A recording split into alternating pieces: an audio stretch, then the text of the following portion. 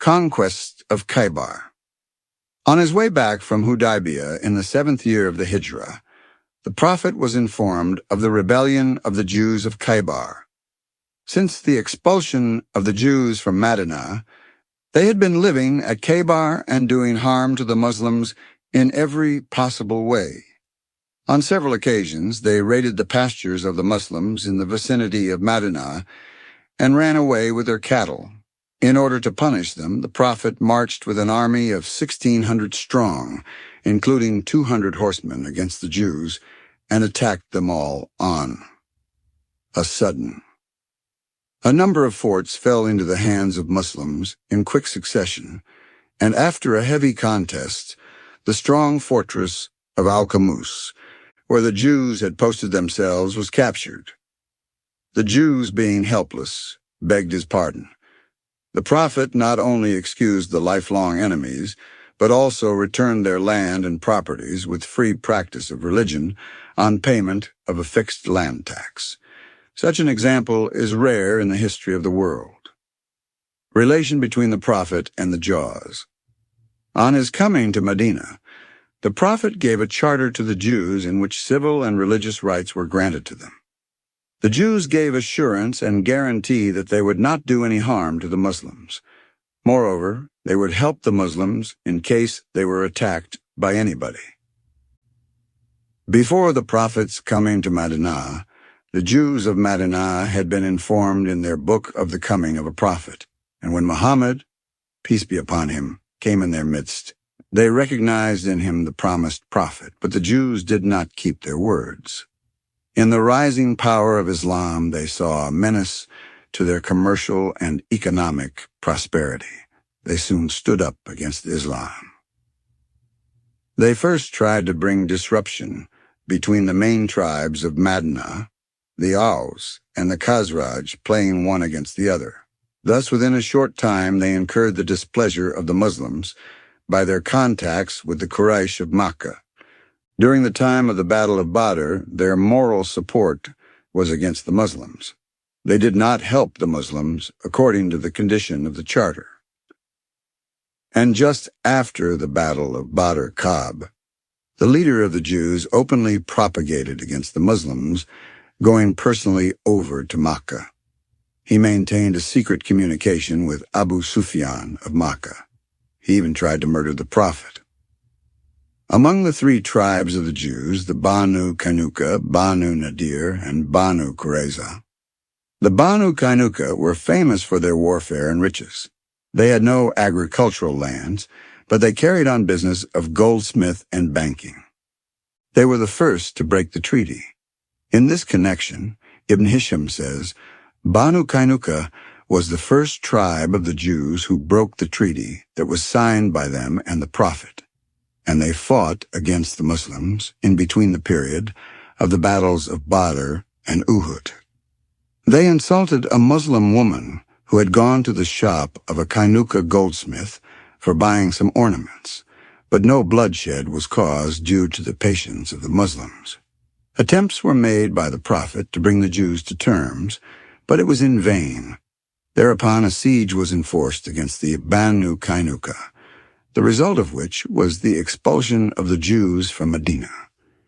In the 3rd year of the Hijrah, Kab, the leader of the Jews, was executed for his seditious activities against Medina and the Muslims.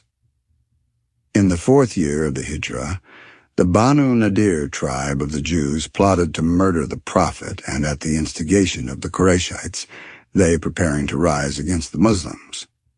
The Prophet at first sent Muhammad bin Maslama, a leader of the Aus tribe, with an ultimatum that they were to leave Medina within 10 days.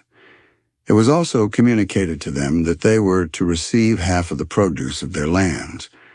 The Jews rejected these terms scornfully and shut themselves up in their stronghold. At this, the Prophet led an army against them and laid siege to their fort. After a siege of 2 weeks, the Jews were banished from Medina. The Banu Qurayza was the 3rd and last clan. Of the Jews on whom the serious consequences of treachery and betrayal fell, During the Battle of Uhud, they played treachery against the Muslims, but afterwards promised and guaranteed good behavior towards the Muslims, so they were exempted from banishment when Banu Nadir was exiled. But soon their guarantee and promise proved futile. They openly joined the Quraysh Isles against the Muslims and thus hastened the War of the Ditch. At the time of the siege of Medina, they revolted inside the city against the Muslims, caused murder and bloodshed, and endangered the safety of the city. But the Muslims brought the situation under control, and the greatest disaster impending on them was thus arrested. The Jews openly sided with the Qurayshites against the Muslims and played an important role in the Battle of the Ditch. Just after the Battle of the Ditch was over, the Banu Qurayza was called upon to leave the city, but on their refusal, the Prophet besieged settlement of the Jews. At last they surrendered to him and sought the arbitration of Sa'd bin Mu'adh, one of their former allies. The Prophet accepted their prayer and handed over their case of arbitration to their own man. In pursuance of Sa'd's award, 300 to 400 able-bodied men lit for military activities were executed, and the rest were expelled to Syria. Had the Jews left their case in the hands of the Prophet, he would probably have given them the same punishment, that is, banishment, as he gave to the other two tribes. The conduct of the Jews amounted to treason of the worst type, which, if successful, would have meant the wholesale massacre of Muslims, and so they deserved the punishment meted out to them. Yet the Prophet did his best to conciliate the Jews, but every time they stabbed the Muslims in the back. And what they got at the hand of a judge of their own choice, who gave his verdict according to their own Jews' law. Most of the Jews, being expelled from Medina, took shelter at Khaybar, near the borderline of Syria. Here the Jews began to plot in cooperation with the Bedouin tribes to invade Medina. They looted some Muslim caravans, murdered some Muslims, and plundered their houses and properties, even near the surrounding villages of Medina.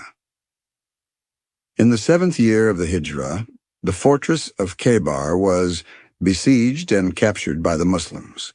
The inhabitants of the place were allowed to live there as before by contributing a share of their produces to the central government. But the Jews did not refrain altogether from enmity towards the Muslims and the Prophet. Once again they plotted to murder the Prophet by poisoning, but fortunately the Prophet was saved.